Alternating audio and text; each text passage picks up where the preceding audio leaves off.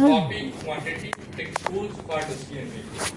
Sir, I warmly welcome you here in NIPA Peshawar on behalf of the DG NIPA, CI, our faculty members and participants of 44 MCFC. Sir, floor is yours. Thank you.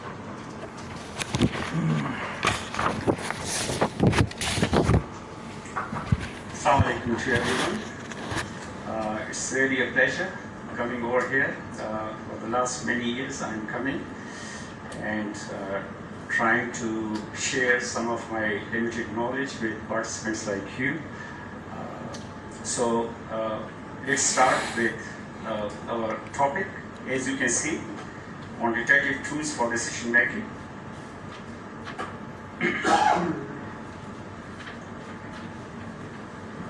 Okay, so this is a quick outline. Introduction, importance of statistics. So just a very quick introduction. One thing I must clarify, the purpose is not to give you a long lecture on statistics, because the purpose is not to make you statisticians, but the purpose is that to share some of the ideas of quantitative tools provided by statistics, which will be helpful to you as decision makers. Okay. So before we can particularly go and discuss those different quantitative techniques, there are some basic terminology. Why I would go for it, because you will hear from me these terminologies repeatedly, so we will quickly go through. This is like the language that we will be using throughout our discussion. Okay. Then two important types of techniques from the field of statistics or quantitative tools. As you can see here, descriptive, we will call it descriptive statistics, and then we will call it inferential statistics. So we will also quickly just learn what is the main difference between the two, what you do in descriptive statistics and what you do in inferential statistics. And then some selective quantitative tools, because you know the range of quantitative tools is quite large, so we will focus only on those which I think will be useful for you as decision makers. Okay. Beginning with some quotes, you can say these are some of my favorite quotes. The reason why I'm giving it, because it automatically tells you the importance of quantitative approach, the importance of statistics in your daily life decision making. So the first one is from H.G. Wells, who said somewhere in the beginning of the previous century that statistical thinking will one day be as necessary for efficient citizenship as the ability to read and write. Okay, that was the time when statistics or statistical tools were not that much familiar, but a person like H.G. Wells has already got the idea of the importance of these things, right? So if we just look at the situation, at the things today, and we know that the world is becoming more and more quantitative, right? The data almost on daily basis is bombarded, the data is coming towards you. Most of the decision that you are actually making in real life involves some sort of data, right? And I hope most of you are already familiar with the terminology which we call triple DM, data-driven decision making. Okay, so in today's decision making, apart from other factors, appropriate data, relevant data also plays a very important role. So as a decision maker, you need to know what is there in the data. You need some basic knowledge provided by the data, right? So it was in that context that H.G. Wells actually said that just like the ability to read and write, you also need statistical thinking, right? Sometimes we say that this actually means that you should not only be literate, you should be statistically literate, okay? In order to understand whether you have your own data or whether data provided by anyone else and you just want to get some meaning out of that data. So this is one particular thing which tells you the importance of statistical thinking. The other one, you're all familiar with this US $1 currency note. this particular statement that you can see is written on multiple currency notes in US dollar.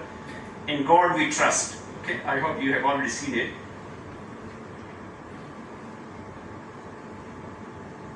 So in God we trust, but statisticians have actually added something with it. And they say that all others must bring data, right? So it also, although it seems a little bit funny, but it means it also is telling you the importance of data in your daily life. Okay. So first, a very quick meaning of the basic nature of statistics. The word statistics that I'm using right now in my lecture is actually in the sense of the field of statistics, the subject of statistics. Just like you are familiar with other subjects like economics, physics, chemistry, sociology, political science, they are specialized fields which deal with something, right? So statistics is also a specialized field which deal with certain tools, and all those tools are actually related with data, right? So as you can see here, there are different processes that you apply on data, starting from the collection of data, right? Then the presentation of data, summarization of data, calculating some basic numbers from the data. We will all see these things in our discussion as we move further, right? Data analysis, and then after you do appropriate interpretation, decision making, right? So therefore, this is the whole idea of the field of statistics, which revolves around this single thing that we call data.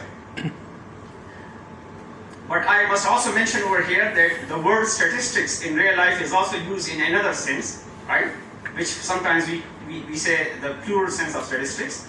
Like for example, when you hear the word like sports statistics, economic statistics, agriculture statistics, right? Crime statistics, then the word statistics used over there is just you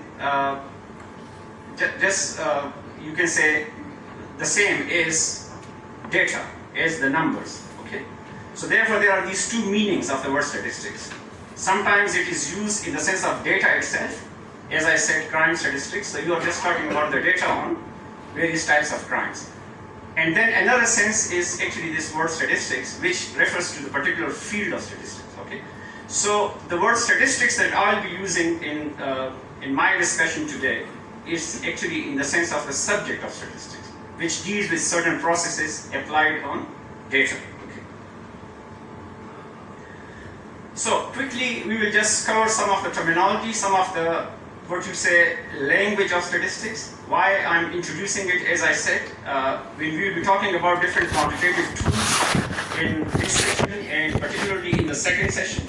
Okay, so you will hear these terminologies from me. So let me quickly just cover what we mean by these terminologies. The first basic terminology that we should all be familiar with in the sense of statistical techniques is population versus sample.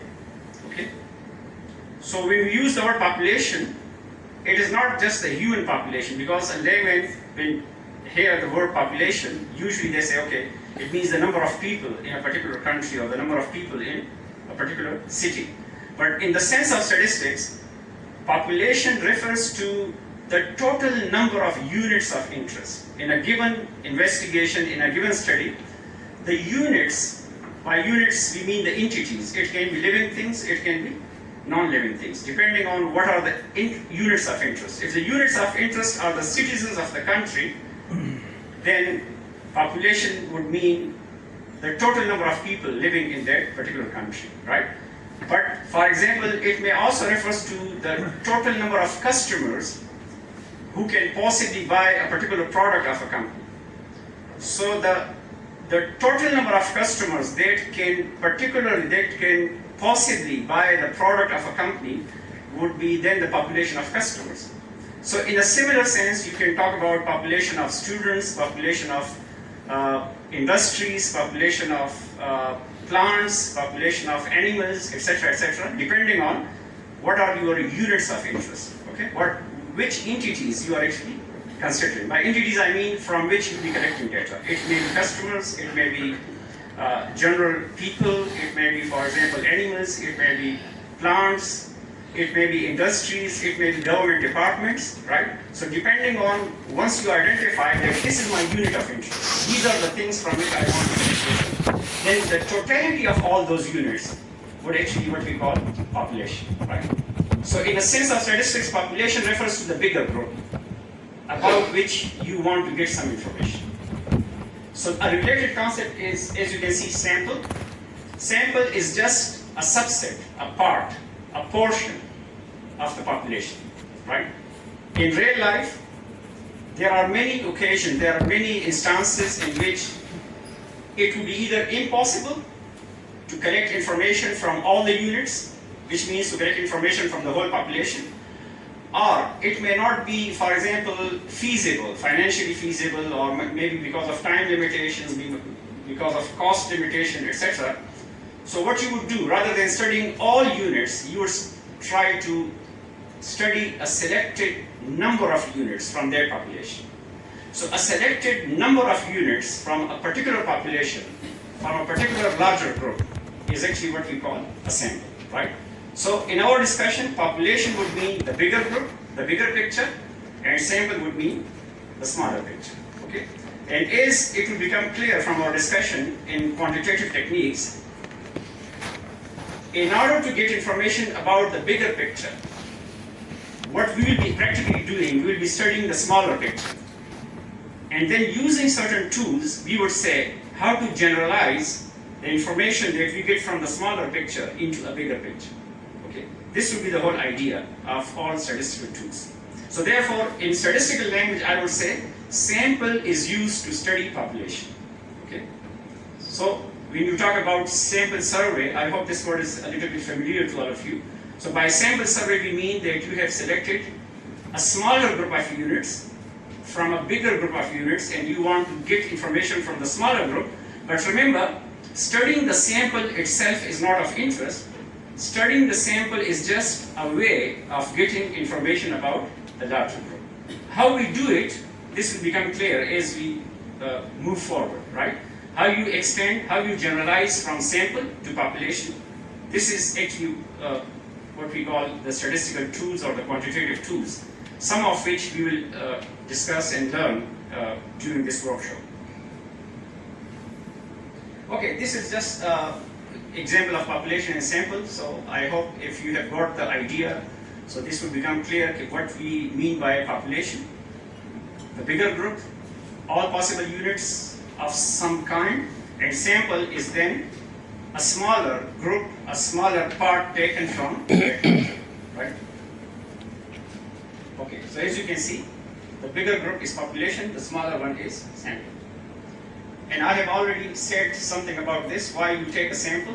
It may be the time factor, it may be the cost factor. In some cases, maybe the units are not accessible. Like for example, if you are trying to carry out a survey about some issue from the people in certain country or certain locality, right? Some people may not be accessible, some people may refuse, some areas may not be accessible, etc., etc. So therefore, even if you wish, you may not go and take information from all the units, okay? So therefore, usually in real life, when we carry out quantitative analysis, it is usually based on sample data rather than population data. But as I said, sample data is just a means towards an end, which means that you try to study the sample, but actually you want to generalize from the smaller picture to a bigger picture.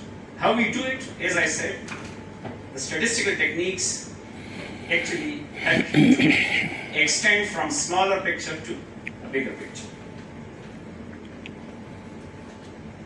Okay, when it comes to sampling, remember, is a process of taking sample from the population, right? So if you use the word sampling, it means the process through which you take the smaller portion from a bigger portion, okay? So you can take the sample in two ways. In statistical language, we call one type of sample as non-random samples, and the other one is random samples, okay? The basic difference between the two is, in non-random samples, your personal judgment your personal convenience or some other criteria can actually play the role how to select your sample, how to select the units for your smaller portion, and usually it will be based on either your personal judgment, your personal preference, or your personal convenience, right? So if that is the case, then we call it a non-random sample. What we do in random sample, we say, okay, let's select the units from the bigger group in such a way that your personal likes and dislikes, your personal opinion, your personal judgment is not playing any particular role, right? Let's carry out a random process, right? By a random process, we mean a process in which you don't have a total control over the selection of units, right?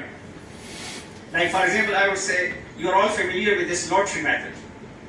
In the most elementary, simple form, if you are doing it in a limited sense, what is a lottery method, right? Lottery method is just like, for example, I want to select some participants from this particular group of participants, right?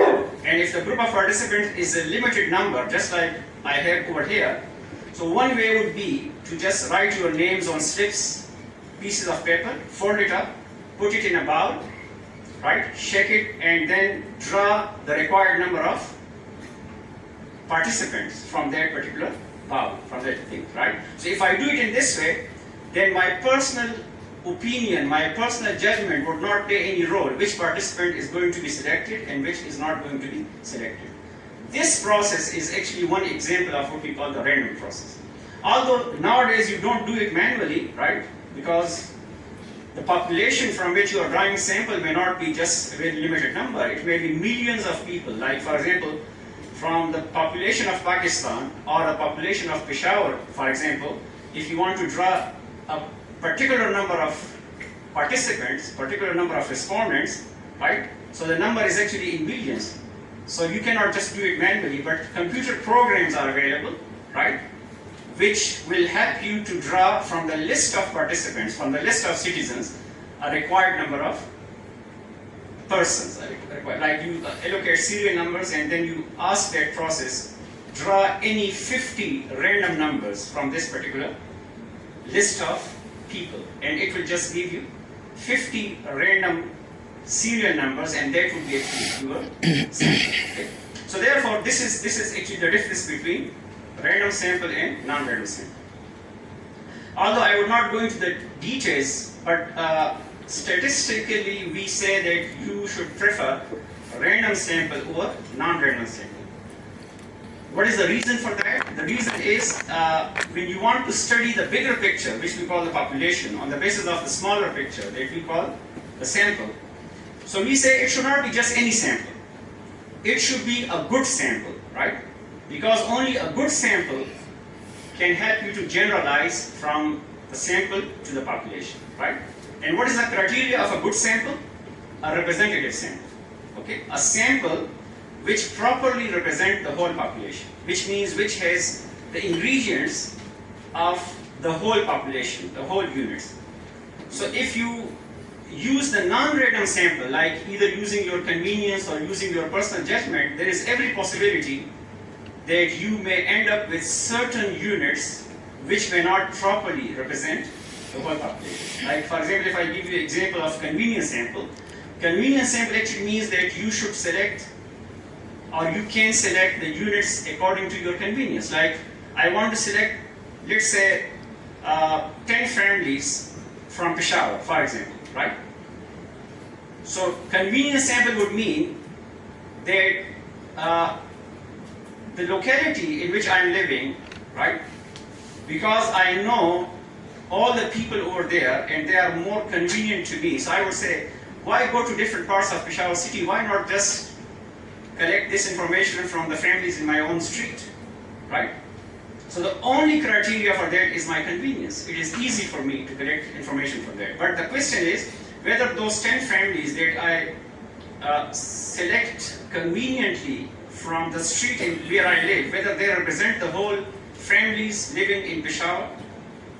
The usual answer would be no, because they may not represent all the characteristics of all the people in Peshawar city. So the thing would be that you should plan your sample in such a way that it contains families from almost every area of your city, right?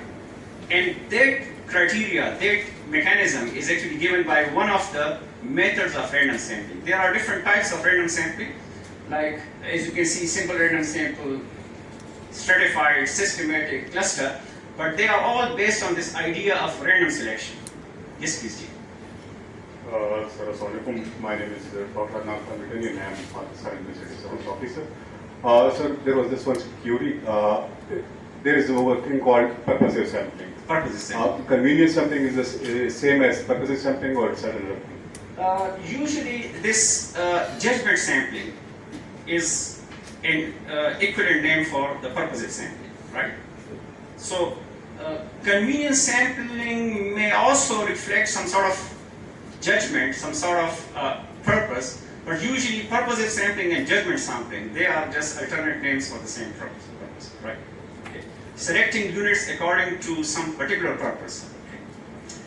All right, so I would leave the discussion on each and everything if you are interested later on in the question and answer session, so you can just do that thing. But the idea was, if at least you know what is the basic difference between random sample and non-random sample. So there are two things why we prefer random sample over non-random sample. Number one is that random sampling, it has been established through research, through many studies, that a random sample ensures representativeness. Okay? Non-random sample in a limited sense may seem wonderful, but actually when it comes to what we call generalization, okay?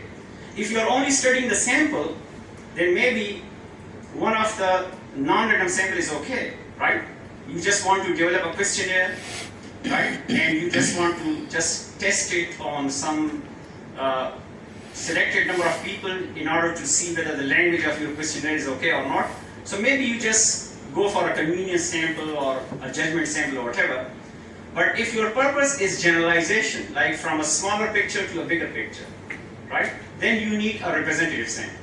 So representativeness is ensured by random sampling. And number two, the statistical techniques, some of which we will be discussing and learning during this workshop, they are actually based on the requirement of a random sample, right? So for example, if you select your sample, if you select your data using one of the non-random sampling method, and then later on you are going to apply one of the statistical techniques, let's say it will become clear to you what I mean by that, like you want to apply the t-test, you want to use some sort of correlation analysis, you want to use some sort of regression analysis, ANOVA, there are so many different names, chi-square test, etc., etc. If you don't have this knowledge that these techniques are basically based on the requirement of a random sample, so you will be using the wrong data for those techniques, right? So many researchers who don't have a very good idea of the statistical requirement, what they do, they select sample using, for example, convenience sample, and then they apply one of the technique of analysis which is actually based on the requirement of a random sample. So usually I used to tell researchers that you cannot do that, okay? Because if the technique requires random sample, how can you use a non-random sample? So this is very important that you should keep in mind that the statistical tools that we are going to discuss in this workshop later, they actually require random sample rather than non-random sample. So this is one of the reasons why you should prefer random sample over non-random sample. Okay, then comes the difference between these two main, you can say main branches of statistical techniques. One is called descriptive statistics, the other one is called inferential statistics. Okay. In fact, descriptive statistics is like stage 1, and inferential statistics is like stage 2, right? You cannot just directly go to inferential statistics if you haven't done descriptive statistics, right? Sometimes I also use the word initial data analysis for descriptive statistics. So when you start carrying out analysis of data, you would start from what we call descriptive statistics. It's not necessary that you do all possible descriptive statistics, but the relevant descriptive statistics, some of which I will just introduce right now. And after you calculate those necessary descriptive statistics, then you will move to the second part that we call descriptive statistics. Okay? So what is the main difference between the two?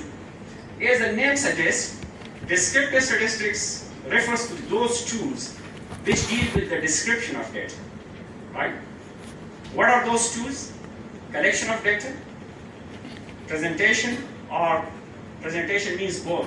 It can be in the form of a table or it can be in the form of a graph, right? So graphical representation or tabular representation of data is also actually what we call descriptive statistics. And then descriptive statistics also involves calculating some numbers, some initial numbers from the data, which I will be introducing right now. Maybe some of you are already familiar with idea of mean. When we say what is the mean of our data, arithmetic mean or whatever, okay?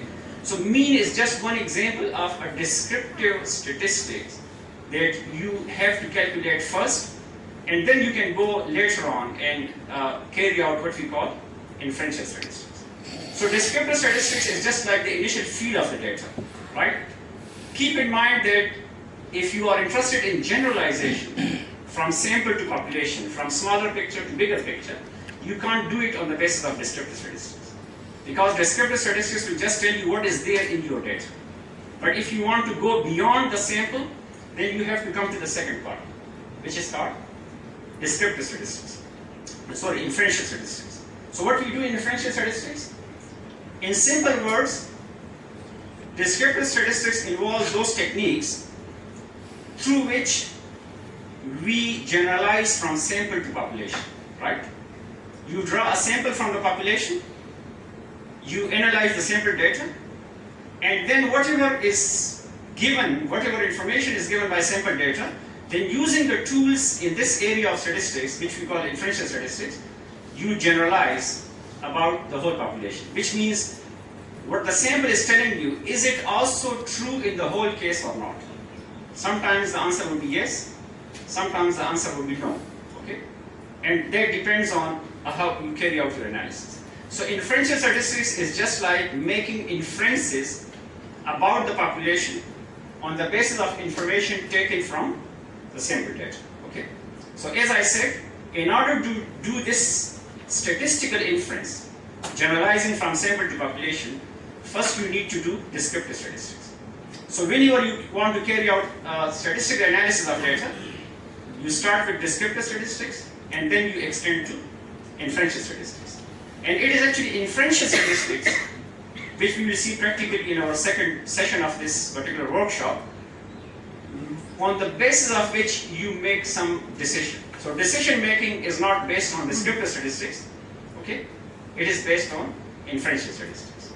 But descriptive statistics is a necessary prerequisite for inferential statistics. Okay, so I have already described what is descriptive statistics. When it comes to inferential statistics, you can do it in two ways.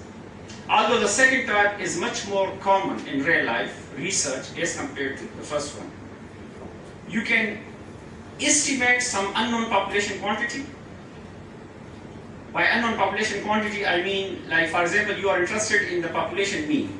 You want to know what is the average income of all the people in Peshawar city. So that average income of all the people in Peshawar city is an information that you can get only if you study the whole Peshawar city. But if you are taking a sample of people from Peshawar city, then you don't know what is the actual average income, right? So what you will do, you will take a representative sample from Peshawar city of people, ask about their income, and then you will calculate the average income of the people or the families in your sample. This average income from sample would be called the sample mean, the sample average income. So estimation is a process through which you extend, you estimate the unknown value of a population characteristic on the basis of a sample characteristic. Like estimating the population mean on the basis of sample mean. This would be actually what we call estimation. The second type of inferential statistics, which, as I said, would be more commonly used in real life research, is what we call hypothesis testing, right? Hypothesis is a statement which can be verified. It can be true or false, but it can be empirically verified. A statement which you can actually prove true or false using data, right? So hypothesis testing is actually a process in which we test a hypothesis regarding a particular population on the basis of information obtained from the sample. So what is the difference between the two? In estimation, you don't know anything about the whole population. You just try to estimate the unknown thing. In hypothesis testing, we say, suppose we know something, or suppose something is claimed about the population, right? Some statement is made. Later on, I'll be giving you examples of these hypotheses. Like, for example, you may say that there are two things, like, let's say one is job satisfaction, and the other one is organizational commitment, okay? For the time being, we are not saying how you measure job satisfaction and how you measure organizational commitment. But suppose there are two phenomena. One is called job satisfaction, and the other one is called organizational commitment. So one of the hypotheses would be that there is a close connection between the two. The higher your organizational commitment, the more committed you are to your organization, the more job satisfaction you would have. Now this is a statement which we consider as a hypothesis. Why? Because we want to link the two things. One is called the job satisfaction and the other one is organizational commitment, right? So later on we would say, suppose you have two variables, you have two phenomena. One is job satisfaction and another one is organizational commitment. So using a particular quantitative tool that we will be using later on in our lab session, we would say, can we test this hypothesis that one leads to the other? If you are more committed to your organization, then you will have more job satisfaction. Of course, the answer can be yes or no. It can be either true or it can be either false. But just by looking at the statement, you cannot say it is true or false. Although you would have some belief, prior beliefs जिसको हम कहते हैं, you would have some belief that there should be some positive connection between the two, right? But is it really there or not? You have to use data for that, okay? So in hypothesis, something is given, something is known, something is claimed. And then the purpose is to test that claim, to test that belief, to test that statement. Testing means verification. So hypothesis testing would be a much more relevant thing, and later on we would be actually using different quantitative tools, different types of inferential statistics, and I'll be just giving examples for which type of hypothesis, which particular quantitative tool is appropriate. Okay? So if you want to make a decision, then first you need a statement, and then you need to know how can I verify this statement. Okay, but before we can just talk about what sort of descriptive statistics and inferential statistics are there, a very quick overview of what are the types of data that you can use for your analysis. Okay. So broadly speaking, the broader classification of data is primary data versus secondary data. Okay. Primary data is just what we call the fresh data, the first-hand data. If the data collected by the investigator, by the researcher himself, the data collected for the first time. While secondary data, as the name suggests, is a data which is already collected by someone else. It is already available somewhere. Okay? It may be available with some government ministry, some organization, some international organization, available on some website, etc. Okay? And as a researcher, as an investigator, you think that this is the data that I can use. So sometimes, depending on the nature of your question, the nature of your problem that you are trying to investigate, sometimes you say, okay, I have to collect fresh data, which means you will go for primary data.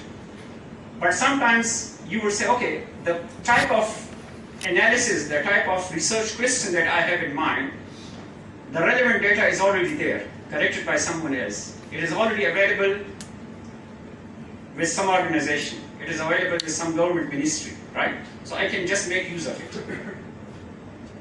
As far as the analysis, statistical analysis is concerned, it doesn't make any difference whether you go for primary data or whether you go for secondary data. It's your decision. As a researcher, as an investigator, you are the best judge to decide whether you should go for primary data, fresh data, or whether you should go for secondary data, right? Analysis is not requiring that you should go for primary data or secondary data. So therefore, depending on, but there are certain advantages of both. Of course, primary data is collected according to the purpose of your investigation, right? So whatever information you need, you will be able to collect all those information. Secondary data may actually miss some information because it was collected by someone else according to some other purpose, some other objective, so maybe some information is missing over there, okay? So therefore, if the secondary data cannot serve all your purpose, then you have to go for fresh data, or maybe a mixture. Some information is already available, but some information you just want to collect that. But secondary data has this particular advantage that it can save a lot of things for you. It can save the time for you, it can save the resources for you, etc. So if you are a lucky researcher, investigator, and you can have some secondary data which can serve your purpose, then, right, it will be a much better option. But right now I cannot say which one you should prefer. As I said, it depends on the nature of your research question, right? So therefore, from statistical analysis point of view, it doesn't make any difference whether you have primary data or whether you have secondary data. And then the data can also be classified as qualitative or quantitative. Okay? This actually makes a difference. In the previous classification, I said it doesn't make any difference whether you have secondary or primary data, but this classification actually makes a difference which statistical analysis you should perform and which you cannot perform. By qualitative data, we mean data collected on such features, such characteristics, which cannot be described in numeric numbers, right? You can only describe them in the form of categories. That's why sometimes it is also called categorical data. Like for example, if you have asked question about the merit status. So merit status would also always be in the form of some categories. In simple, it would be married versus unmarried.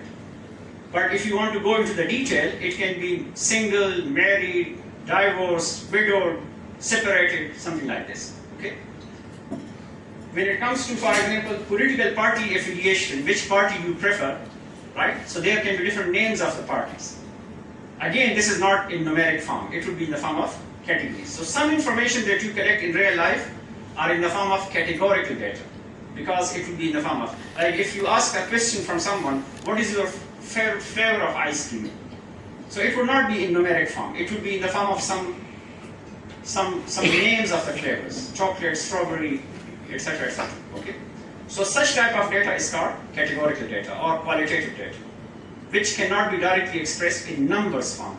But there are many other characteristics, many other features of data in which the data can be directly collected in the form of numbers, right? Such data is called quantitative data. So for example, if you have collected data on the number of children in a family, so number of children in a family would always be a number, okay? It can be 0 children, it can be 1 child, it can be 2 children, 3 children, etc., etc. Number of students in a class, number of participants in a course, right? Number of accidents occurring on a particular stretch of road each day, whatever, right? So when you say number of something, this is actually a quantitative number. And there can also be some other numbers which would also be a number, but the decimal point would also make a sense over there, right? Like for example, when you are reporting data on heights or weights or some other scientific measurements, right? It may not be a whole number. It would be actually a number with some decimal point. So if the decimal point makes sense in your data, we will call it continuous data. It will be quantitative data, but it will be continuous data. But if the decimal does not make any sense, number of something, then it will be called discrete data. Okay? So discrete and continuous are both quantitative data, but the basic difference is in discrete, decimal does not make any sense. You cannot say there are 3.2 children in a family, or there are 6.3 participants in a class, right? It should always be a whole number. So decimal does not make any sense. While in some other variables, decimal make a sense. Even age is a continuous variable. Although we usually report age in whole numbers. Like if you ask someone, what is your age? It would always be a whole number. 22, 30, 45, whatever. It's around that, right? But if someone say that I'm 24.3 years old, technically it is not wrong. Because 24.3 means that 24 years plus some fraction of the year, right?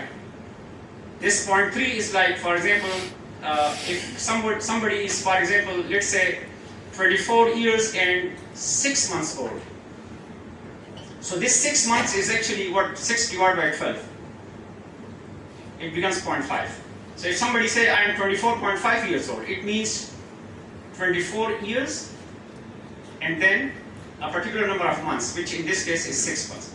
So all the UGD data on age is never reported in decimals, but it can be reported sometimes if you want to be more precise, right? Although in usual surveys in real life, you will not put people into trouble by asking them what is your exact age right now, because they may not remember. So you just ask what is your age, overall age. And particularly if you want to make it much easier for them, you say what is your age according to last birthday. The international approach in collecting data on age is something like this. Don't ask people about their current age, because then they will be thinking how much older they are, okay? But if you say what was your age according to last birthday, then it is much easier to remember, okay? So usually it would be a whole number. So the reason why I'm showing you this thing is that when you are going for statistical analysis later on of the data, it very much depends on whether you are dealing with qualitative data in the form of categories or whether you are dealing with quantitative data, okay? Because certain quantitative tools are appropriate for quantitative data only. Later on, I will be introducing technique like t-test, for example, right? T-test for hypothesis testing. There I will tell you that you cannot use it for categorical data. Okay. So, but there are certain techniques like chi-square test, which I will be introducing briefly in the second session. That test, which we call the chi-square test, is appropriate only for qualitative data, right? So therefore, certain techniques are appropriate for one type of data, while other techniques are appropriate for other type of data. Even if you are not using it yourself, you may be reading some article, you may be reading a report, and people would have actually reported that they have used this particular tool for analysis. So at least as a general knowledge, you should know why they have used this particular thing rather than the other one. Okay. So as I usually say, you may sometimes be a user of quantitative tools, which means that you will be using it yourself. But most of the time, you will not be directly using it yourself, but you will be just looking at it. You will be just reading the work of other people. Like for example, as officers of the different government departments, it's not necessary that you are doing your own analysis, but you are reading some reports based on data, and people have reported certain results over there. So if you have at least some idea why these particular results are reported, why they have used this tool, so the purpose of today's workshop is just to give you some initial idea which particular tool is actually used in which particular situation. Right. The last type of classification of data is time series versus cross-sectional. Okay. As the name suggests, time series refers to that type of data which is collected over a certain period of time. Yearly data, weekly data, daily data, quarterly data. Okay. So if there are multiple time points and you have collected data on multiple time points, depending on what is your selected time point. Usually you are dealing with yearly data, But in businesses, for example, you are having data on quarterly basis, you have data in some cases on weekly basis, etc. So if the data are available at different points of time for 20 years, for let's say 50 quarters or whatever, then such type of data is called time series data. But if the data is collected at a particular point of time, single point of time, rather than multiple points of time, then it is called cross-sectional data. Okay, you are all familiar with population census. Okay, there are so many other types of data, but population census is one very important type of data because many decisions are actually based when it comes to resource allocation and other political decisions. Then the census data, you know, is a very important type of data. Population census data is a simple example of cross-sectional data because it may have been collected over a number of months, but whenever you say population census, then you have to refer to a fixed point of time, like population census of 1998, population census of 2017, or the last digital census, I think 2023, Yes. 23. 2023. So you always have to refer a fixed point of time. So when the time point is fixed, this type of data is called cross-sectional data. But when the data is available at multiple points of time, then you call it time series data. So although we will not go into that detail in this workshop, but just to give you some basic knowledge, what is the difference between the two. Although many statistical analyses also depend on this classification. If your data set is cross-sectional, then there are certain types of analysis that you can perform. If you are dealing with time series data, then there are other types of analysis that you have to perform. You cannot just switch and apply a wrong technique over there. But because of time limitations, we will not go into this whole discussion. Okay, this just gives you a simple idea. Okay, what can be cross-sectional data and what you mean by time series. So if you look at this particular data, if you just focus on any one particular entity, like in this case Atlanta, a state of USA, right? So if you just look at row number 1, then you have data on this single entity, Atlanta, for 1, 2, 3, 4 years, from 2003 to 2006. So this would be actually an example of time series data. But if you look at column number 1, if you just focus only on 2003, so the data for the year 2003 for these 4 states, then it would be actually a cross-section data. So the basic difference is, in time series you have one entity, but you have data on multiple time points. Like for one country you have data for a number of years.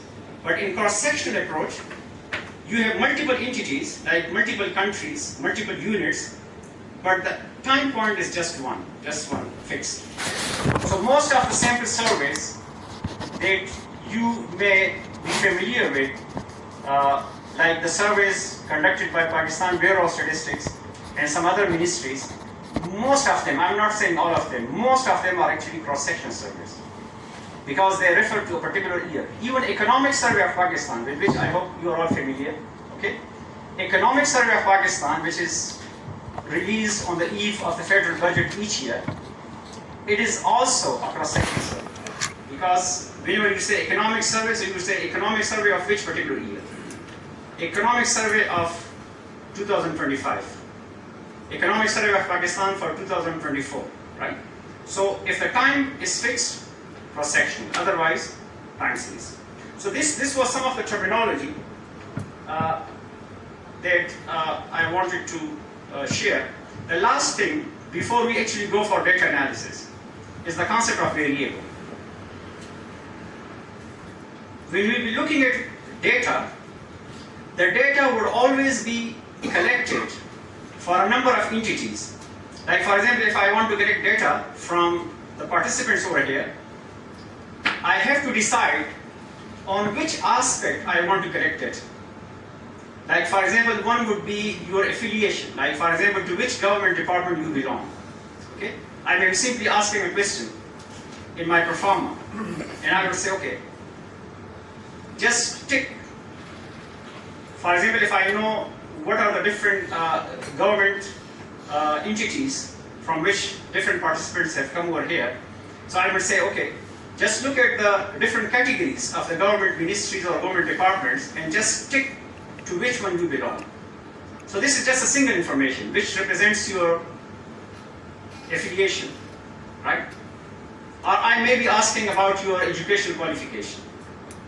I may be asking about your area to which you belong, to the province to which you belong. I may be asking, for example, about your age. I may be asking about your gender. I may be asking about some other quantitative or qualitative information. So a single characteristic that I'm considering is called a variable. As the name suggests, variable is something which changes, which varies from person to person, from place to place, or from time to time. Like when I say gender is a variable, because in a given survey, in a given study, I may have collected information from males as well as female, right? So I would say gender is a variable. If all the participants in my survey are males or all of them are females, then gender for that particular study is no more a variable. When I say age is a variable, I say why it is a variable, because all the people in my study may not have exactly the same age, okay? Maybe in some cases the difference is not that much, in some other cases there may be more differences, right? As long as all the units have not, all the participants, all the respondents have not the same age, I would say age is a variable. So when we are talking about a data set and we are saying, okay, let's go and analyze that one. So every data set may have one or more variables, right? Depending on which characteristic. So variable is just that characteristic. So in the second session, in the lab, I will show you some examples of the data sets which we will be using, which we will be analyzing for different purposes. I will be just generating some artificial hypothesis, and I would say, okay, this is suppose our hypothesis, and we want to test this hypothesis using this particular data. So when I'll be showing you the data, that data would have one or more variables, like one or more columns, okay? Maybe column number 1 represents just serial number. Column number 2 in my data set represents your name. Column number 3 represents your age, and so on and so forth. So therefore, when you are talking about data analysis, data would always be available on one or more variables, right? And these variables may be quantitative or qualitative, the same as qualitative versus quantitative data, right? So I say gender is a qualitative variable because it is in the form of categories. I say income is a quantitative variable because it is directly in the form of numbers. Variable may be dependent or independent. Dependent variable is that which reacts to any changes in another variable. Like for example, in a typical economic scenario, like what we call Keynesian theory of economics, which says that as income increases, then consumption also increases, not exactly by the same proportion, but as there's an increase in your income, which means the more income you have, the more you'll be willing to spend. So this statement simply says that your consumption behavior reacts to your income, okay? In the language of statistics, we would say consumption is a dependent variable and income is an independent variable, because consumption reacts to whatever changes occur in your income, right? If income increases, consumption also is expected to increase. If income decreases, then consumption is also expected to decrease. So in that sense, dependent variable would be that variable which depends on one or more other variables. So in the second session, we will now be introducing a technique which is very common in decision making. That technique is called regression analysis or regression model. You will see that there will be an idea of dependent variable versus independent variables. We would say, like for example, I would say, what are the factors which can affect foreign direct investment? So actually what I'm trying to say, that foreign direct investment, FDI, is somehow affected by some other things, right? So those other things which can possibly bring a positive or negative effect on FDI, those other things are actually what we call independent variables. And the FDI which I'm studying is actually what we call dependent variable.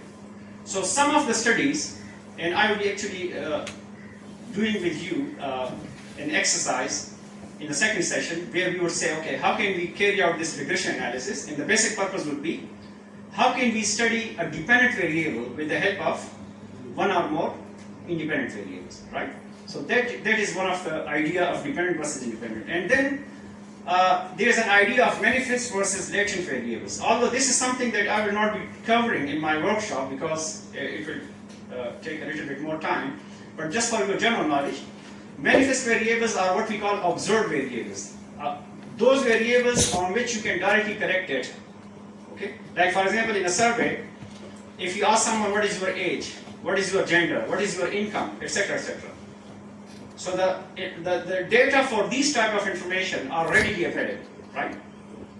But for example, if you are interested in something like job satisfaction, if you are interested in something like morale, if you are interested in something like productivity, right? In many studies, you are interested in studying the productivity of employees in certain organization, how much productive the employees are in a particular organization.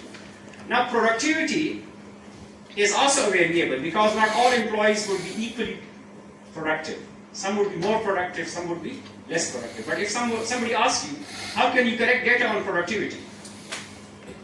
The answer is no. You cannot directly correct data on productivity, right? You can talk about these concepts. You can talk about job satisfaction. Even job satisfaction is something which cannot be measured just by yes or no. It would be too simplistic. If you ask someone, are you satisfied with your job? And if the person says yes, you say, okay, it means he's more satisfied. And if the person says no, then if you look deeply into the idea of this concept called job satisfaction, you will know that job satisfaction is a combination of many things. One aspect of job satisfaction is your compensation, how much you are paid for your job. But this is not the only thing which makes you satisfied from your job. Okay? Your working environment is very important. The relationship with your boss is very important. Relationship with your co-workers is very important. Place of work is very important. And there are so many others. Okay? So therefore, these things which cannot be directly measured, but there are statistical techniques available through which you can make these variables measurable. These variables are actually called latent variables. Or another name for latent variables is hidden variables, unobservable variables. So there are so many different things that you can actually measure, but not directly. Okay? So in a given analysis, there will be some variables which will be manifest variables, like observable variables, on which you can directly collect data and then analyze. But there will be so many different phenomena, some of the examples that I have shared with you, right? Which you may be interested in, which you would like to study. But the problem is you cannot directly collect data on that. But you still want to study them. So there are statistical techniques available through which you can measure, you can make these hidden variables observable, right? So once you make them observable, once you make them quantifiable, just like any other variable, then you can analyze and you can say, okay, let me take one unobservable variables as the morale of the employees, and let me take another unobservable variables as the productivity of the employees. Okay? And I want to study whether a morale, higher or lower, affects the productivity of the employees or not. So in this case, both the concepts are actually what we call latent. Okay? So there are statistical techniques like factor analysis. If the time is there in the second session, I may just give you some idea, but I mean just for your general knowledge. Okay? There are statistical techniques which can help you to deal with such things. In the research language, we call them constructs. अगर आपने ये नाम सुना, have you heard the name construct? Are those abstract ideas which you can talk about, but you cannot directly measure, like happiness, like trust, like leadership, like job satisfaction, right? So these are all part of our language, and we will be definitely interested to study them or relate one thing with the other. But the thing is, we cannot directly collect data on them, but we can indirectly measure them through some other things, right? So there are statistical techniques which can help you to measure latent variables like leadership, like trust, like happiness, right? With the help of some observable variables, and then use it for further analysis. When it comes to analysis, this is the broader classification: graphical tools, descriptive tools, and inferential tools. I would say graphical tools and descriptive tools may be considered as one, right? Because they are both covered under descriptive statistics. Inferential tools, as I said, like hypothesis testing, that we'll be dealing in detail in the second session, they are then inferential tools. But first we have to go with the initial tools and then for that. So let me just show you some of these graphical, descriptive, and inferential tools. Okay. For the time being, I'm not actually doing that, but I'm just trying to introduce those things to you, right? So that in the second session, we will be practically doing that. You will have some idea which thing we are doing and why we are doing it over there. Okay, so as the name suggests, in graphical tools, you will be studying which graphical presentation you should use for your data. In descriptive tools, you will say which numeric numbers you can initially calculate from your data. And in inferential tools, you will actually learn which type of inferential statistics you can actually do, like which type of hypotheses are appropriate for your research question, okay? And then, when it comes to the actual analysis, depending on how many variables are there in your data, if you have just one variable, like you have collected data only on income of people, income of families, then such data is called univariate data, single variable data. And the analysis of just data on a single variable, single characteristics, will be called univariate analysis. Okay? But if you have data on two variables, one of the examples that I'll be introducing in the second session would be, like, what is the relationship between the sales of a product and the advertising budget that the company reserves for that. Okay? So if you want to connect the advertising cost, the advertising budget with the sales of the product, right, then there are two variables in such cases. One is what we call the sales. This is one variable because over the years you would have different sales figures. And then the other variable is the advertising budget that the companies are reserving each year, right? And you will be interested to study connection between advertisement budget, advertisement that you reserve for your product, and the sales. So this is what we call bivariate data. And then the extension of bivariate is what we call multivariate. If you have data on many variables rather than just one or two, right, then those tools will be called multivariate tools, and the analysis will be actually called multivariate analysis. So in real life, you should expect more often multivariate data rather than univariate data or bivariate data. But I mean, in order to understand the rationale, sometimes what we do, although I may not necessarily go in this particular sequence, but usually when you learn data analysis, you say, okay, let me start from univariate analysis, then extend to bivariate analysis, and then ultimately to multivariate analysis. Single variable data, two variables data, and then many variables data, right? Although in real life, usual data that you will see would not be just one or two, it would have many variables in your analysis. Okay. So, graphical tools. The graphical tools depends on whether you are dealing with qualitative data, something like level of education, something like occupation status, something like gender, etc., or quantitative data, income, age, number of trainings, right? Number of years with the current employer, etc. So therefore, for types of data, there are different graphical tools. And we will actually do it in our second session using the software. So therefore, you just look at which type of graphical tools are available. How we actually do it, we will just practically do in the second session. So for qualitative data, you can summarize the data in the form of a table, which we call the summary table, or which we call the frequency table, right? By frequency in statistics, we mean the number, how many items belong to a particular title. Like for example, there are three different categories: accounting, economics, and management. And this data is telling you that 130 students are actually belonging to accounting, 20 belong to economics, and 50 belong to management.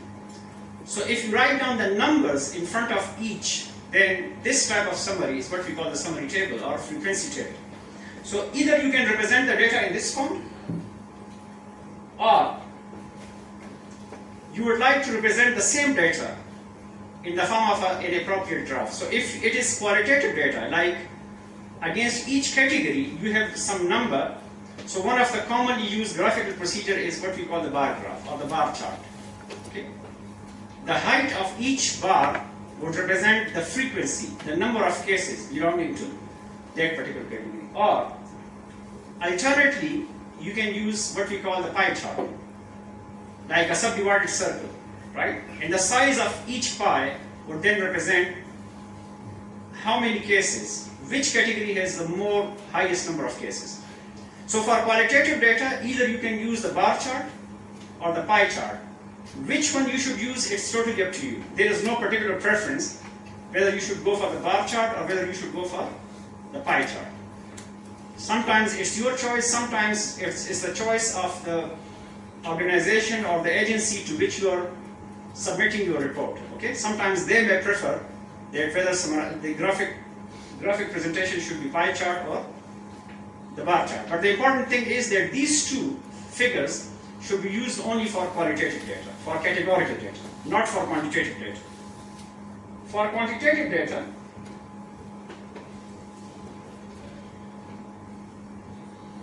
the summary table would look like this. For example, if you have data on some phenomena, like in the form of numbers, it may be ages, it may be marks obtained in a particular test, it may be the distance traveled from home to workplace, etc. But if you have data on quantitative variables, then one of the usual way of summarizing the data is in the form of this frequency table, where the first column represents the ranges, like from 16 to 25, how many cases are there in this data in the range 16 to 25? How many cases are there from 26 to 35? Okay? So rather than the categories, you have now the ranges of the numbers, and then in front of that you have the frequency, the count. And the most commonly used, you can also represent the data in the form of a percentage, which means you can convert the numbers into percentage. Individual frequency, like 3, and the total of this thing is 10, so 3 divided by 10 multiplied with 100, and you can say that it is 30%, 50%, 20%. So either you can use the raw table or the percentage table. In our practical session, I'll be showing you, for example, how can you represent bar chart or pie chart for the, in this case the quantitative, how can you just represent it by a particular figure. And the graphical figure for this type of data is what we call the histogram. Okay? So histogram is an appropriate graphical presentation for quantitative data. There are so many others, but histogram is one of the commonly used graphical figure. But pie chart and bar chart are for qualitative data. And then there is also another graph that we call the scatter plot. If you have data which we call bivariate data, if you have data on two quantitative variables, one variable is x, which represent in this case is the absences from the class, and the second variable is the grade obtained by that particular student, and you would like to study a relationship between the two, which means you have some hypothesis later on that whether if you are more absent or less absent, does it make any difference for your grade or not? Okay. So in a sense, you are assuming that grade is a sort of dependent variable, and this number of absentees is actually an independent variable. जिसके लिए बाद में हम एक word use करेंगे, explanatory variable. You can also use this word. But before you can go for that analysis, you would say, okay, let me just see graphically, okay, what is sort of trend, what is sort of relationship between the two. So if you plot the data like this, take one variable on the x-axis and the other variable on the y-axis, and then pairwise you plot the data in the form of these dots, then the pattern of this graph would also tell you something about the possible relationship between the two variables. If the graph is going upward, then it would show something like a positive relationship. Positive relationship का मतलब क्या होता है? If one increases, the other also increases. If one decreases, the other also. They move in the same direction. But if the graph is coming down, just like the case is here, then this shows negative relationship, inverse relationship, which means if one is increasing, the other one is decreasing, and vice versa, right? So when you are studying relationship, it can be direct relationship or positive relationship or inverse relationship or negative relationship. Sometimes you know it in advance and you just want to verify, sometimes you don't know it. In any case, you will start from a graph like this, and this graph can tell you some initial idea what is the nature of relationship between this and that. But it's very important to note that you cannot just jump to conclusion by just looking at this graph. Okay? Because this is based on sample data. And using the result from sample data, then you need to generalize. So you cannot just generalize by looking at the graph. But graph can tell you some initial story about the possible relationship between the two. Later on, from the more detailed analysis, it may be confirmed or it may not be confirmed. Okay? So this is what we call the scatter plot. And if you have data, which we call the time series data, then what you can do, you can just take the time on the x-axis and the variable on the y-axis. Okay? This type of plot is what we call the time series plot because it shows you the progression, the pattern, the trend over a period of time, starting from the initial time point going up to the latest time point. What is the trend? Is it going upward? Is it going downward?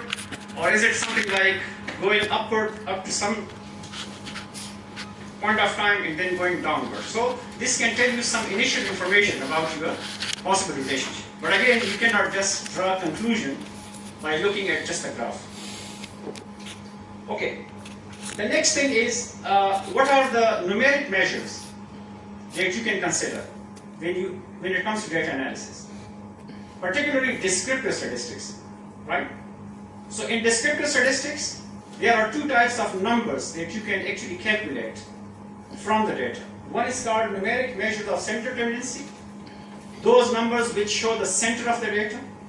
Another name for this is averages. You can calculate the average of the data. Or there are some other type of numbers that measure variations in the data. How much variation is there? Is the data more scattered or is data less scattered? Is there more variation in your data set? Like if you are studying income distribution of people, is it the case that more or less the income are closer to each other? Or is it the case that there is a lot of variation in the income, right? This information is also very important later on for your analysis. So whenever you go for inferential statistics, these two things are very important. What is the center of the data? What is the average of the data? The typical value, the representative value, and how much variation is there in your data. These two information together then form the foundation of your hypothesis testing and other procedures. So quickly, what are the different types of averages or center tendency? There are so many averages, but the most commonly used averages in real life are mean, median, and mode. Okay? Out of which mean is a much more familiar number. Most of the people are usually familiar with mean. In fact, most of the time people use the word mean and average interchangeably because the common main idea of average is just the mean, right? But actually mean is just one type of average. Although you can say the most commonly used type of average but there are others like median. So, what is mean? As you can see here, mean is obtained if a data set is given to you. One thing that you should remember, mean can only be calculated for quantitative data. If you have data on categorical variables, like for example the flavors of ice cream, if you have asked people which flavor of ice cream do you prefer, and there are different categories like strawberry, vanilla, chocolate, mango, etc., etc. You cannot just take the mean of that. You cannot take what is the mean flavor of ice cream. This doesn't make any sense, right? But if you have variable like income, variable like marks obtained, etc., etc., quantitative variables, then this would make any sense. So what you do in mean, just add up all the numbers and divide by the number of those numbers, right? The formula that you can see at the end is just representing that if you have n different data values, then what you do, you just add up all those numbers. Summation xi means sigma xi, which is just the Greek symbol for summation. So just add up all those x. What is x? A particular variable. It may represent marks, it may represent income, it may represent any other phenomena, but as long as it is quantitative. So just add them up and divide by n. What is n? Sample size. For example, the number of units. So example is something like this, as you can see here. For the time being, without mentioning which variable is there, suppose you have data on a variable on 1, 2, 3, 4, 5, 6 units. It may be students, it may be respondents, it may be customers, whatever, but you have collected data from them, and these are the 6 numbers. So if you want to calculate mean for this, what you do, you just add them up and divide by 6.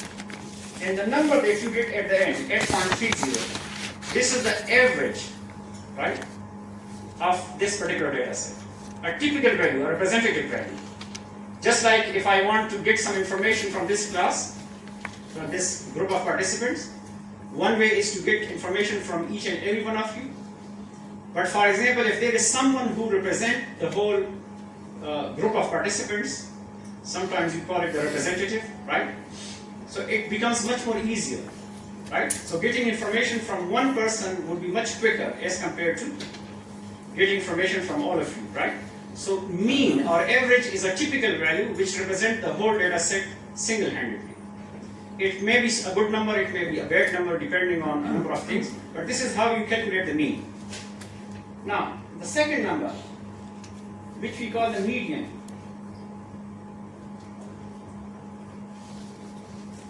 if you want to calculate the median, the important step is that first you have to sort the data. First you have to arrange the data. You don't need to do it in mean, but for median it's very important that first you arrange the data in ascending or descending order. And then look at the exact middle of the data. The exact middle number. If the number of values in your data set is an odd number, then the exact middle point is easy to determine, right?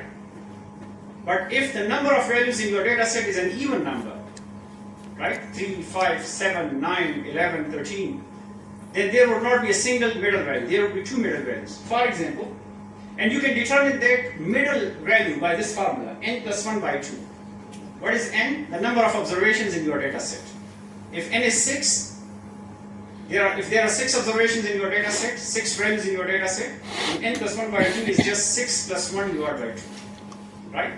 So this n plus 1 by 2 is not median, it is just the position where the median is actually lying after you arrange the data. So for example, if you look at this data set, the first line is actually the unordered data. The second line is actually the arranged data, right, in ascending order from lower to this one. Because if you don't do this step, then you can end up with a wrong median. So after you arrange the data, then you look at the middle number. If the data set is a smaller data set, as is the case here, maybe you don't need this formula, n plus 1 by 2. You can just look by observation. But for a larger data set, you would say what is n plus 1 by 2. So n in this case is 1, 2, 3, 4, 5. Right? There are 5 observations in this data set. So n is 5. So n plus 1 by 2 would be 5 plus 1 by 2, 6 by 2, which is 3. So 3 is not the median, 3 is the position, which means median is the third value in the arranged data set. So what is the third value? As you can see here, 22.6. So 22.6 is the exact middle. Why we call it exact middle? Because it is a number below or above which an equal number of observations are lying. 50% below and 50% above. But in this case, n is an odd number, 5. If n becomes an even number, just as the case here, 1, 2, 3, 4, 5, 6. There are 6 observations in this data set. If you arrange the data and if you calculate n plus 1 by 2, 6 plus 1 by 2, it is 7 by 2. So 7 by 2 is not giving you a whole number. It is giving you, for example, 3.5. Which means that your median is at the 3.5th position. 3.5th actually means it is a number midway between the third observation and the fourth observation. So the idea is that you identify what is the third observation in your data set and what is the fourth observation in your data set. The third one is 7.7 in arranged data. The fourth one is 8.9 in the arranged data. So what you do, these are the two middle numbers. You just take the mean of these two middle numbers, which means just add them up and divide by 2. That will be the median. So in contrast to mean, in median you have to do one extra step, and that is you have to sort the data and then look at the middle. Okay? Now, why you go for median rather than mean? Because mean is a much more common number as compared to median. There is one particular problem with the mean. Mean, by definition, is affected by extreme values.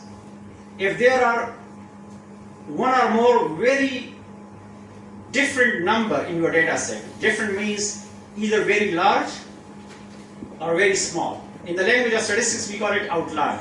If there are outliers in your data set, extreme observations, like you collect data from 10 families, 9 families are earning per month in the range from 50,000 to 100,000, but there is just one family out of those 10 families who is earning 300,000 per month. So if you calculate the mean of such data in which only one family is earning too much as compared to the others, you will see that mean would be drifted towards this extreme observation. And the information, the average of the data would then not be a meaningful information. Maybe you calculate the mean and the mean income of these 10 families comes out like 150,000. While none of the 9 families are earning more than 100,000. So sometimes if there are extreme observations in your data set, you should not use the mean. Median by definition is not affected by extreme observation. Why? Because median requires that you first arrange the data.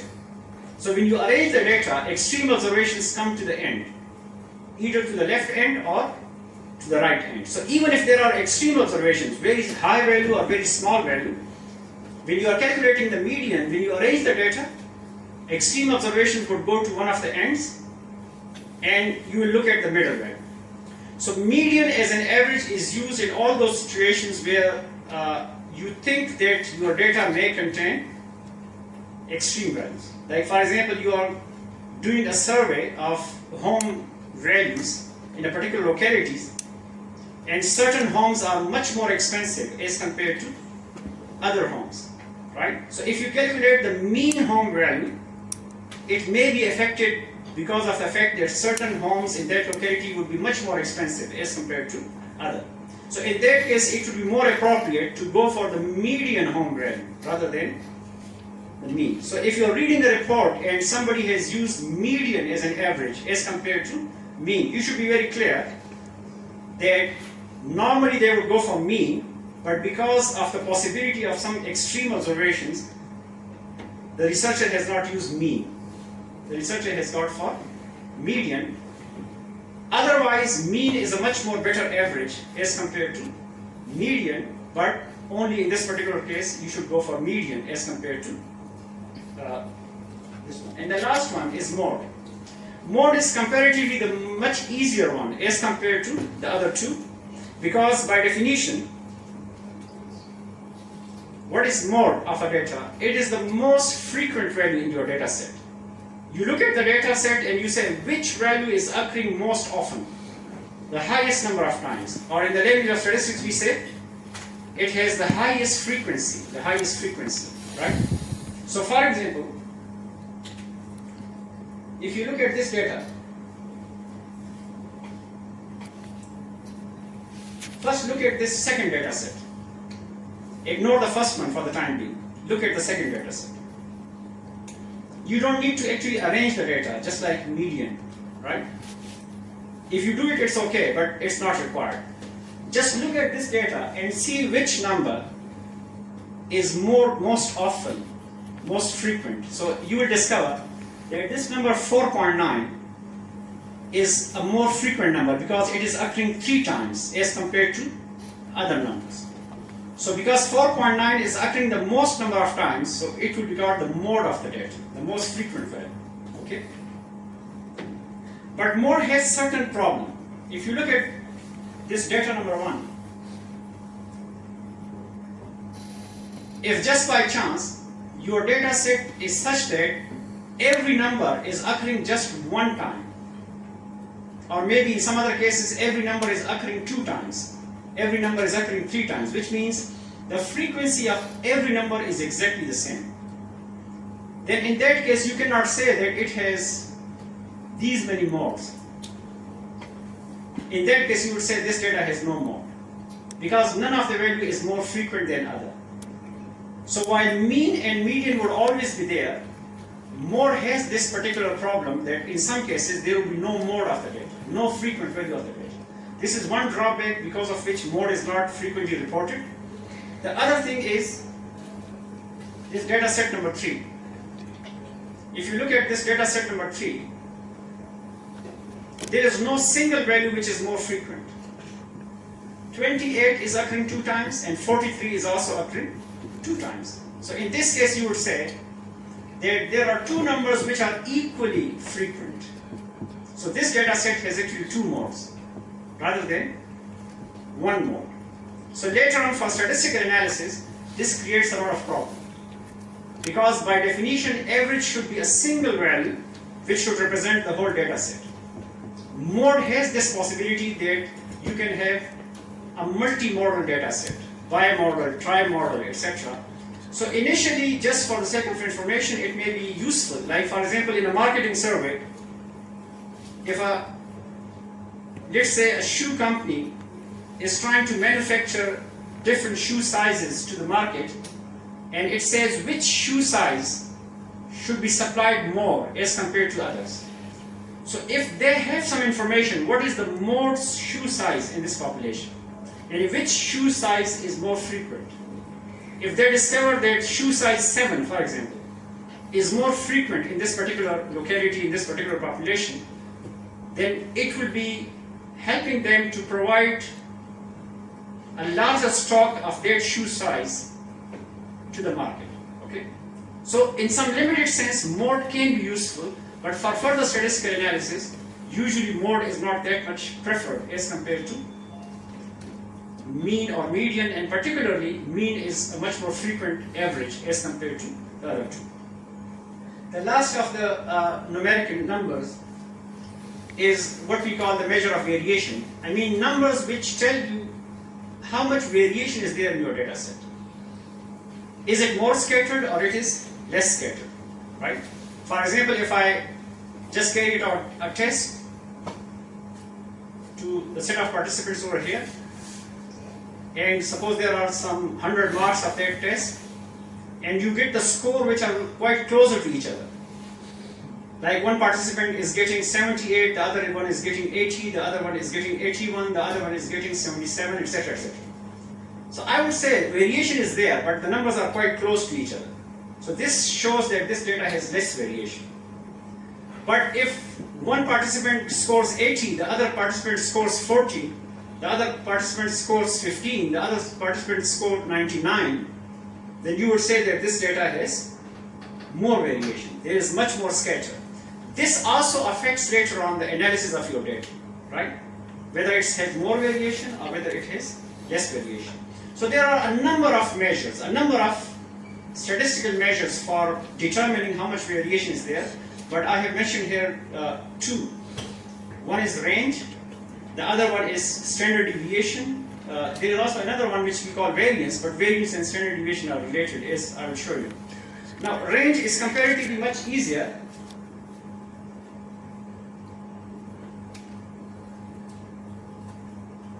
As you can see here,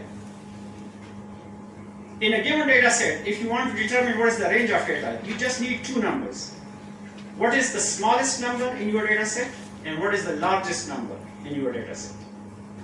And the difference between largest and smallest would then be called the range of the data. Okay? If the range is a bigger number, it means it has more variation. If the range is a smaller number, then it means the data has less variation. Although, statistically later on we say that it suffers from the fact that you just use only two values to determine variation, right? But this is actually one way of looking at the variation in your data set. Now, the other one is what we call the variance and standard deviation. Variance or standard deviation are actually telling you how much on the average the difference is there from your mean value. So for example, if I just show you the formula, if you look at this formula, you don't need to just have a thorough knowledge of this formula, but I mean in this formula, if you see this x bar, this one, x bar is actually showing the mean. And this formula basically determines how much variation is there on the average from the mean. Like for example, I have data on some aspect, like the income of some 50 families in my study, and I calculate the mean or the average income for the families, so it would come out some number. Suppose the average income is 45,000, for example, right? Now, individually, not every family has got 45,000 per month. Some families would have more than 45,000, some families would have less than 45,000. So what this standard deviation or variance is actually doing, it says what is the average variation from the mean value of 45,000. And how much on the average each family is away from this average figure of 45,000. So this is like the average variation in your data set from the mean value. So these information, variance is a squared measure, and when you take the square root of variance, it becomes a standard deviation. So mean and standard deviation, one number mean, which is representing the average, and the other number which we call the standard deviation, right? Which is actually like this. If you take the square root of the variance, variance is represented by s squared, and when you take the square root of s squared, you get s. So this number s, which we call the standard deviation, is something like measuring the average variation in your data set. On the average, how much is the variation from the mean, right? Because individually, one unit would have more difference from the mean, some units would have less difference from the mean, but on the average, how much is the difference from the mean? This is actually the main idea behind what we call standard deviation. So these two numbers you should remember, because we'll be frequently talking about what is the mean of the data and what is the standard deviation of the data, right? Mean for average, standard deviation for variation. Ji, please. Sir, what is L in it? It's a coefficient or what? Sir? L. Capital L. L? Well, Yes, sir. Your summation kar rahe hain, what is L in it? Yeah. It's a coefficient or what? No, it means like continue, dot, dot, dot, okay? Like for example, you have n observation you are at. N means the number of units, okay? So rather than writing down the whole formula, you first write down the first two terms, and then plus n means like dot, dot, dot, continue, right? And you go up to the last. So difference of the first from the mean, difference of the second from the mean, and so on and so forth, okay? So this is the formula. So this is just giving you the idea how this standard deviation is calculated. Okay? Just a simple example. Like the raw data is there. So first you have to calculate the mean, and the mean is actually if you add up all these numbers and divide by n, you get 8.3. So 8.3 is just the mean of this data set, and then you plug in this 8.3 into this particular formula, which means you subtract this 8.3 from each individual value, square it, and just add up these square differences and divide by the n minus 1, which is just one mathematical requirement for calculating this, like 6 minus 1. So the number 6.368 that you get at the end, this is actually what we call the variance. But this is actually the average squared difference. So when you take the square root of this 6.36, I think unfortunately I have not taken it over here. Right, sorry. But if you take the square root of 6.368, that would be what we call the standard deviation. So whatever is the answer for the square root of 6.368, that would represent what is the average difference from the mean of 8.3. Because individually, as you can see, this is the difference for the first, this is the difference for the second, this is the difference for the last.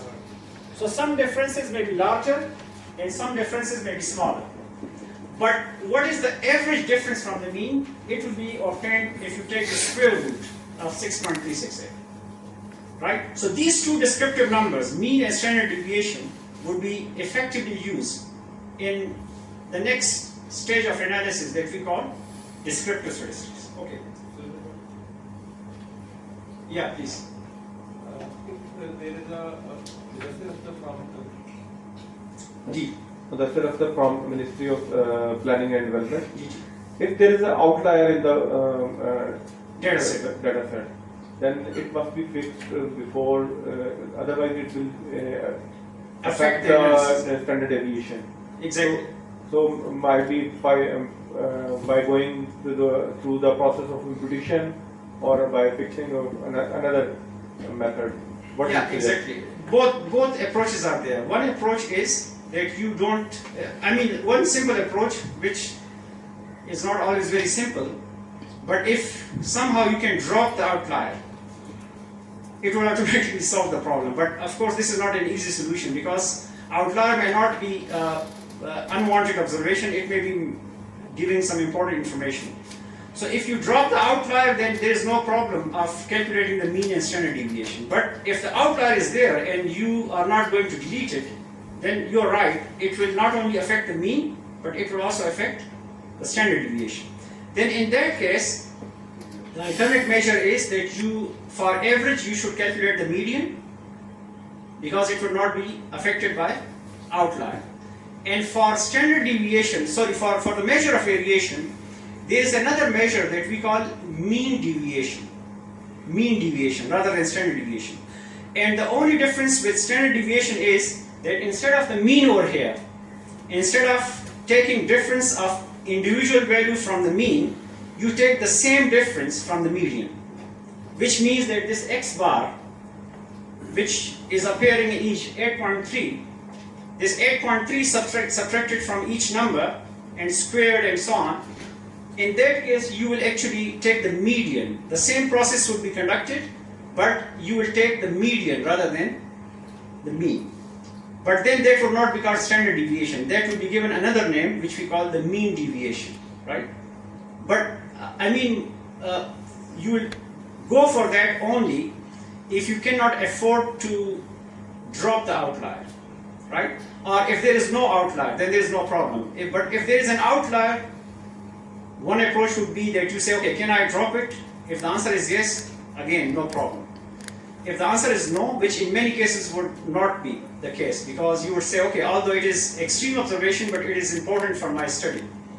So then you say, okay, I want to retain it. So if you want to retain it, then you know mean and standard deviation are both going to be affected. Then alternate measures are available. And then you have to go for that, okay?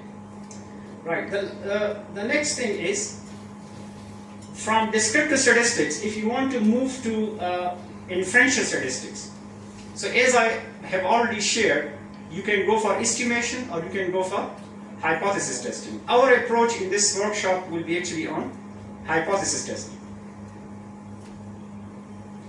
So, in hypothesis testing, this is just a graphical way, although it does not describe the whole idea of hypothesis testing, but just an overall idea of what you do in hypothesis testing. So you have some population under consideration, okay? You want to study this population or you want to study some feature of this population.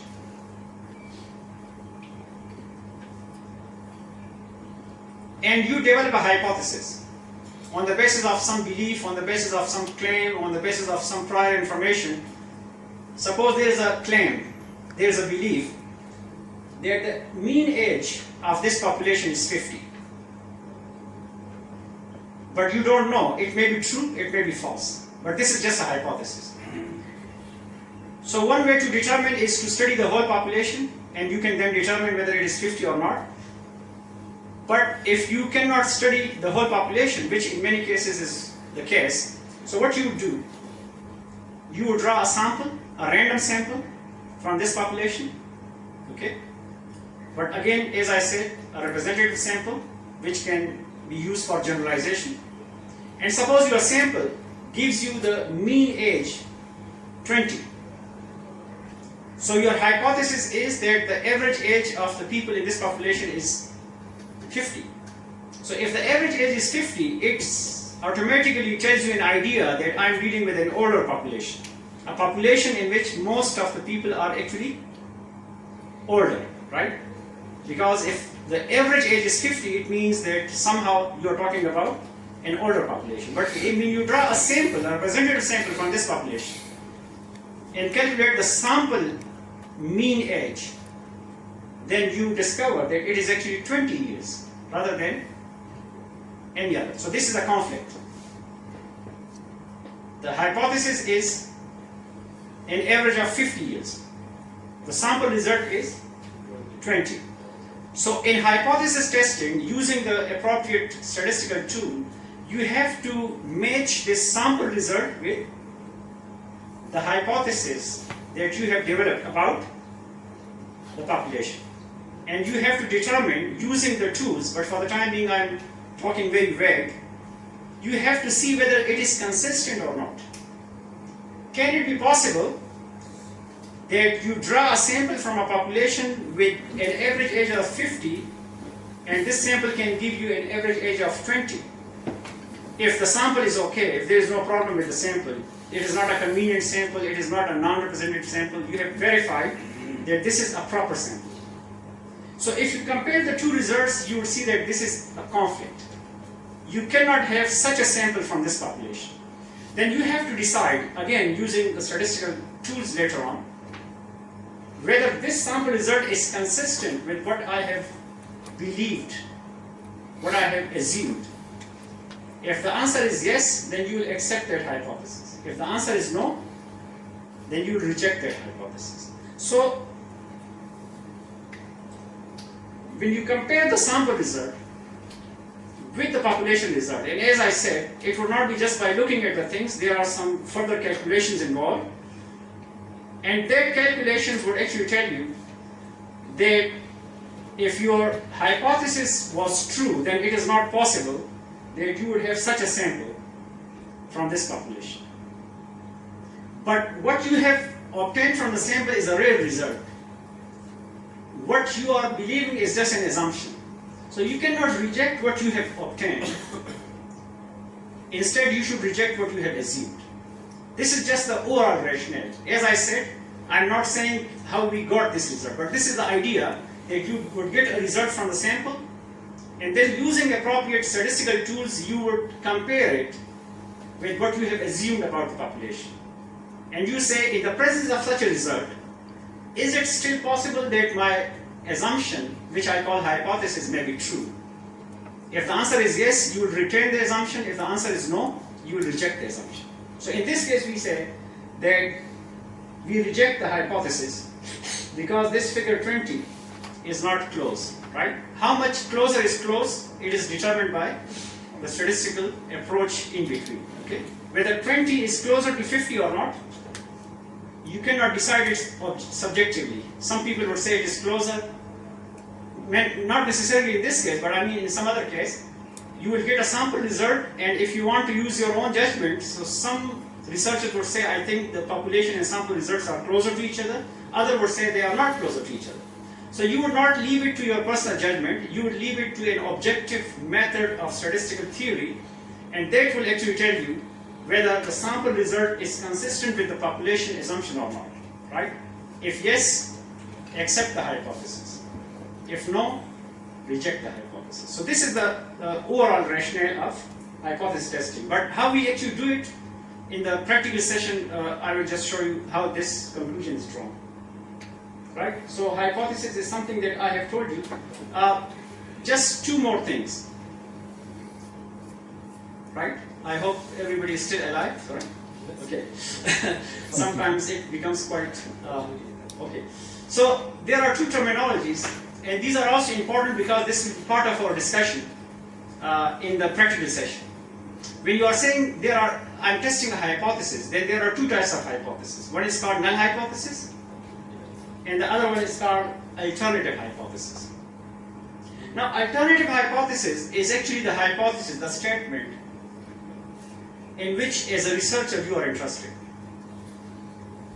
You want to support this statement. Null hypothesis, on the other hand, is the opposite of your research hypothesis. Right? The name null hypothesis means that this is a statement in whose nullification, rejection, you are interested. So for example, if you want to compare a new therapy with an old therapy, okay, and you want to determine whether new therapy for anxiety, for example, for depression, whether this new therapy is more effective than the older one, as a researcher, you will be interested to show that the new therapy should be effective. Because if it is not effective, why you should go for the new therapy, right?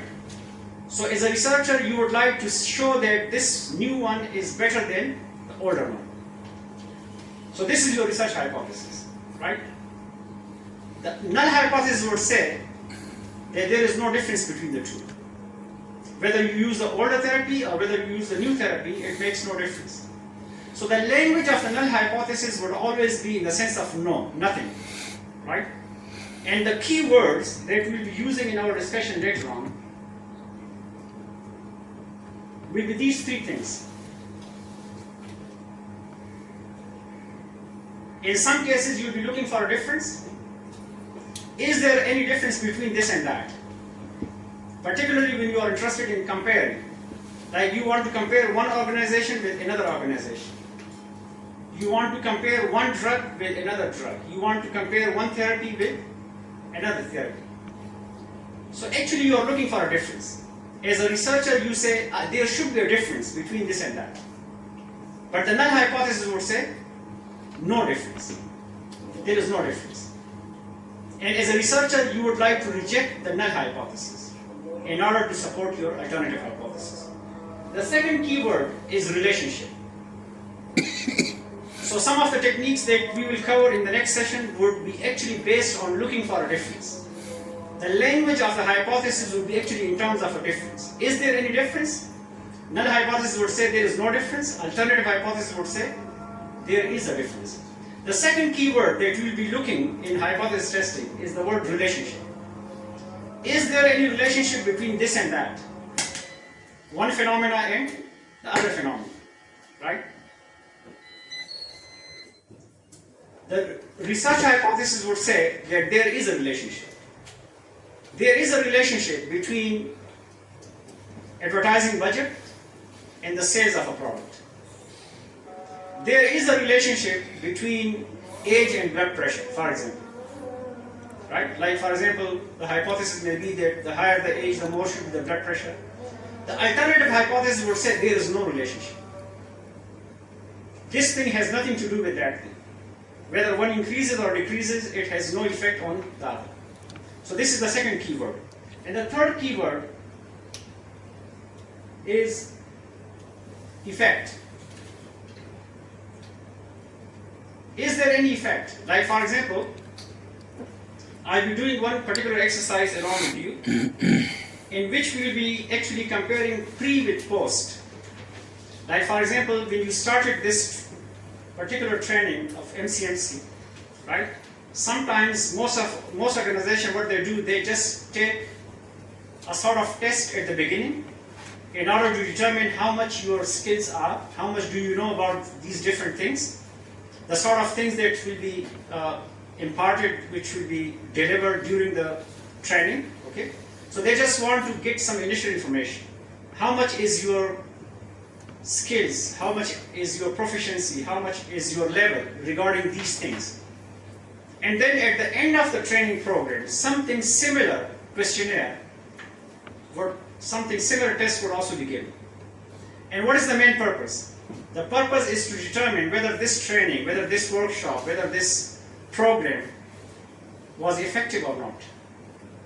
So as an organizer of that program, the interest is that it should be effective. The skills or the levels that you have at the beginning should be improved at the end of this. So the hypothesis that we will be concerned with, in this case, the research hypothesis, would be that there should be a difference between the pre and post, which means that in the sense of training program, the post-training score should be higher as compared to the pre-training scores, okay? This would be one meaning of effective. But the null hypothesis would say it is not effective. So using data that you obtain from pre and post, you will apply a particular procedure that we'll be doing in the next session, and that will tell you whether this program has improved the skills of the particular participants or not, right? In some cases, you may be interested that the post score should be higher than the pre-score. But in some other cases, depending on which phenomena you are using, for example, if you are considering the effect of a therapy for depression, so you say, or the effect of a drug for reducing depression or anxiety, so in that case, if you measure the anxiety score at the beginning, before therapy, before the use of a drug, and then after using the therapy, then after using the drug for a particular time, at the end of that prescribed procedure, you will again measure the anxiety score. So in that case, your interest would be that the post-anxiety score should be lower than the pre-anxiety score, right? So depending on which thing you are actually doing. But actually, the basic idea is you are looking for effectiveness. So difference, relationship, and effectiveness, these are the three keywords that will be part of our analysis in the next session. Okay? There are others, like if the time is there, I would also tell you that sometimes you may be interested in construction of an index. Like for example, you may have heard something like corruption perception index, growth index, asset index. So sometimes you want to develop an index of crime, index of happiness. आपने ये सुना होगा ना कि for example, which country is the most happiest in the world? So they actually develop a happiness index and then rank the countries on those happiness index and then determine which country is the most happiest and which one is the less happiest, which country is more corrupt on corruption perception index, which one is less corrupt, etc., etc. So sometimes you may be interested in developing an index, and sometimes you may be looking for a structure or pattern. If you are dealing with a huge data set, like big data, and you say, I want to determine the patterns in this data set, the structure, so then there are some advanced techniques. But initially I would cover these three keywords, difference, relationship, and effect, in the next session. And then depending on time, we can just go for the others. Okay? So that's all for the time. Thank you, sir. Dear participant, now it's time for lunch break.